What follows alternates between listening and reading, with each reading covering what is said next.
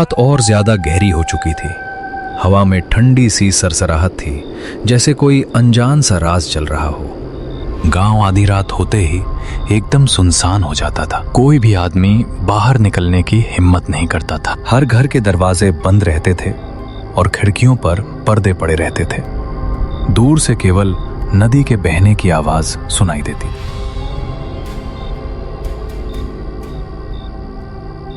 तभी अचानक गांव का एक लड़का साहिल हड़बड़ी में घर से बाहर जा रहा था। ओ सुनो, बिना बताए कहाँ जा रहे हो? अरे मुझे लगा तुम सो रही हो, इसलिए बिना परेशान किए जा रहा था। दरअसल मैं माँ के गांव जा रहा हूँ। वहाँ आज रात माल आया है, कारोबार करना है। सुबह तक वहीं जाकर माल लाना होगा। नहीं, इस वक्त आपका बाहर निकलना सही नहीं है। आपको पता है ना गांव के पुल पर क्या होता है? अरे छोड़ो ये सब बातें, गांव की मनगढ़ंत कहानियां हैं ये सब। मुझे दूसरे गांव जाना बहुत जरूरी है, मैं निकलता हूँ। इतना कहकर साहिल सफर पर चल पड़ा। ना मेरी बात सुननी है कभी और ना ही सुनेंगे। आज पूरी रात इनकी फिक्र में नींद नहीं आएगी।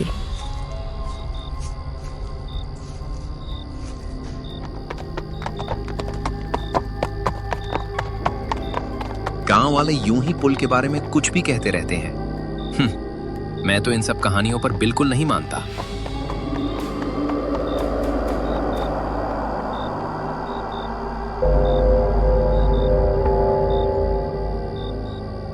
इतनी रात में ये औरत अकेले यहाँ क्या कर रही है भला? खैर छोड़ो, मुझे क्या।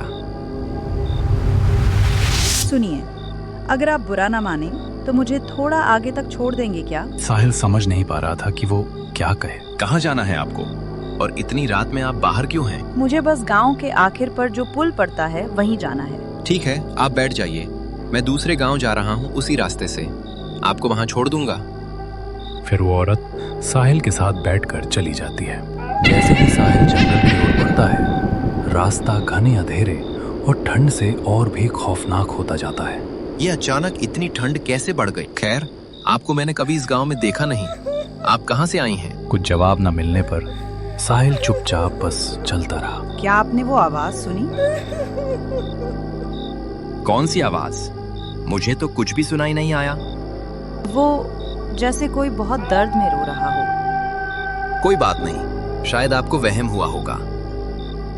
चलते चलते अचानक साहिल ने देखा कि जहां उसे वो औरत मिली थी, ठीक उसी जगह पर वो अपनी घोड़ा गाड़ी के साथ फिर से पहुंच गया। हम यहाँ कैसे आ गए? इसी जगह से ही तो मैंने आपको अपनी घोड़ा गाड़ी पर बैठाया था। शायद आपको वहम हुआ होगा। देखते देखते साहिल उसी पुल के पास पहुंचने लगा। आपको पता है, गांव वाले बोलते हैं कि इस पुल के पास आत्मा रहती है। फिर अचानक साहिल देखता है कि जो औरत उसके बगल में बैठी थी, अब वो गायब हो चुकी थी। अरे, आप कहाँ चले गए? आपके पीछे। वो दृश्य काफी भयानक था। उसे देखकर ऐसा लगा जैसे साहिल के पैरों तले जमीन खिसक गई। वो औरत जो अब तक बहुत खूबसूरत थी, अब एक भयानक चुड़ैल बन गई और जोर जोर से हंसने लगी।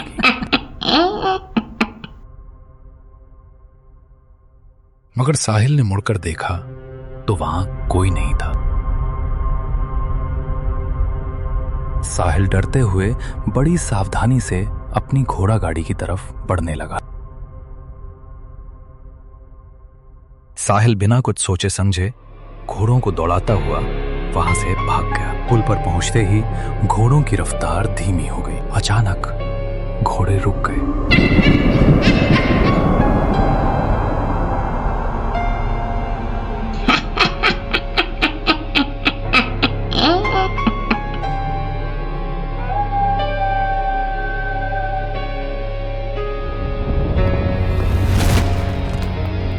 बचाओ, बचाओ, बचाओ।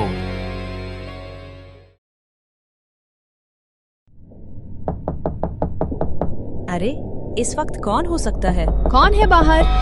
अरे साक्षी, मैं हूँ, आपकी पड़ोसन शीला। क्या हुआ? आप इतनी रात में यहाँ क्या कर रही हैं? साक्षी, साहिल कहाँ गए हैं? इतनी रात में मैंने कुछ देर पहले साहिल की घोड़ा गाड़ी जाने की आवाज सुनी थी। मुझे लगा कहीं किसी ने चोरी तो नहीं कर ली। नहीं शीला दीदी, वो तो माँ जी के गांव काम से गए हैं। आइए बैठिए, आप यहाँ क्यों खड़ी हैं? साक्षी, तुमने उन्हें जाने क्यों दिया? माँ के गांव, वो भी इतनी रात में? दीदी, मैंने उन्हें मना किया था, लेकिन कारोबार के काम से जाना था। वो जिद करके चले गए। अरे साक्षी, तुम्हें पता नहीं क्या, रात को कोई भी गांव से बाहर उस पुल पर नहीं जाता। हाँ दीदी, मुझे मालूम है, पर उस पुल पर ऐसा क्या है कि सारे गांव वाले रात में वहाँ जाने से डरते हैं? साक्षी, आज तक उस पुल पर रात में जो भी गया है वो वापस नहीं लौटा। बस उनकी लाशें नदी के किनारे मिलती हैं, जैसे किसी ने उन्हें पुल से नीचे फेंक दिया हो। पानी के बहाव में चट्टानों से टकराकर उनकी हालत बहुत बुरी हो जाती है। जब तक गांव वाले वहां पहुंचते तब तक वे सभी लोग मर चुके होते थे। शीला दीदी, आपने ये सब बताकर मुझे एकदम चिंतित कर दिया है। साहिल भी उसी पुल के रास्ते गए हैं। मुझे बहुत डर लग रहा है दीदी। तुम डरो मत साक्षी, हम उनके लिए दुआ करते हैं, जरूर वो सही सलामत होंगे। कल देखना, वो घर आ जाएंगे। जब तक साहिल नहीं आते मैं तुम्हारे साथ ही रहूंगी, फिक्र मत करना, ठीक है? ओह, ये मेरे साथ क्या हो गया? साहिल ने हिम्मत करके अपने घर की तरफ जाने की कोशिश की, मगर जब उसने पलटकर देखा तो उसे जिंदगी में पहली बार एहसास हुआ कि वो इन कहानियों के बारे में जो भी सोचता था वो झूठ नहीं था। पूरा गांव सही कहता था। जिन जिन लोगों की उस पुल के पास मौत हुई थी, उन सब की आत्माएं वहां खड़ी थीं, एक ही दिशा में, एक ही नजर से साहिल की तरफ देखती हुई। उनकी आंखों में कोई गुस्सा नहीं था, बस एक सवाल था, जैसे मानो वे पूछ रही हों, सब मर गए तो ये अकेला ही जिंदा कैसे बच गया? साहिल डरते हुए वहां से जाने लगा। साहिल के पास अब उसकी घोड़ा गाड़ी नहीं थी। वो पानी में बहकर साहिल से बहुत दूर जा चुकी थी।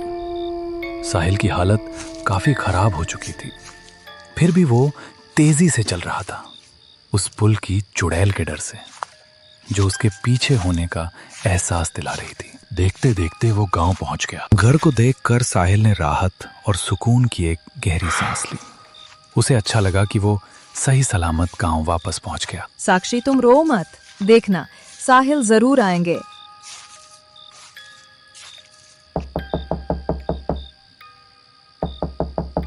दरवाजा खुलते ही दोनों साहिल की अधमरी हालत देखकर चौंक गए। साहिल, ये क्या हो गया आपको? आपके कपड़ों पर ये खून। साहिल! साक्षी, काश मैंने तुम्हारी बात सुनी होती तो आज मेरे साथ ये सब नहीं होता। आप फिक्र न करें, आप अभी कपड़े बदलकर सो जाइए और आराम कीजिए साहिल। साक्षी ने उस रात साहिल से ये नहीं पूछा कि उसके साथ क्या हादसा हुआ था। शीला भी अपने घर जा चुकी थी और साहिल थकान से चूर होकर लेटते ही सो गया। मगर तभी साहिल ने एक बहुत अजीब सा ख्वाब देखा। उसने देखा कि एक औरत, मानो उसकी अभी अभी शादी हुई हो, पुल के रास्ते दूसरे गांव जा रही थी। तभी अचानक सारे गांव वाले एक साथ पुल पर जमा हो गए। किसी ने कुछ नहीं कहा, न कोई बात हुई, बस चुपचाप और फिर बेरहमी से उन दोनों को पुल से नीचे नदी में फेंक दिया गया। दरअसल वो लड़की एक बड़े रईस खानदान की बेटी थी, जो एक गरीब लड़के से प्यार कर बैठी थी। ये बात पूरे गांव वालों को हजम नहीं हुई। इसी वजह से उसी रात जब वो चुपके से शादी करके अपने पति के गांव जा रही थी, तभी ये हादसा हुआ था। साहिल की हालत खराब होने के बाद भी वो उठ बैठा और वो समझ चुका था कि उसे उस दुल्हन बनी लड़की के लिए क्या करना है। उसने बिना आवाज किए वहां से जाना शुरू किया। साक्षी की तरफ देखकर वो हल्के से मुस्कुराया और चला गया। इस वक्त साहिल जरा भी डरा हुआ नहीं था। उसे बस उस लड़की को किसी भी तरह मुक्ति दिलानी थी। इसी वजह से वो इतनी बुरी हालत में भी बिना कुछ सोचे समझे उस जगह पहुंच गया जहां नदी के किनारे उसकी आंख खुली थी। वहां उसने देखा कि जमीन पर एक काफी सड़ा गला हुआ हड्डियों का ढांचा पड़ा था।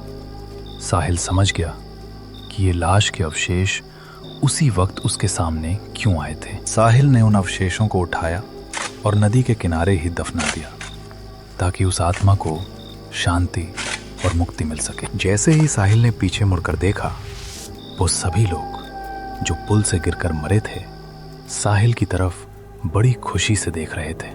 उन गांव वालों को अब अपनी गलती का एहसास हो चुका था और उन्हें मुक्ति मिलने का वक्त आ गया था। वे सब साहिल के शुक्रगुजार थे।